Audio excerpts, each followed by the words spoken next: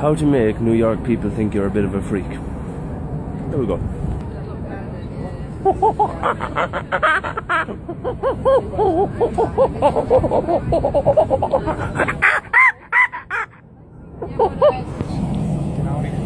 Meow.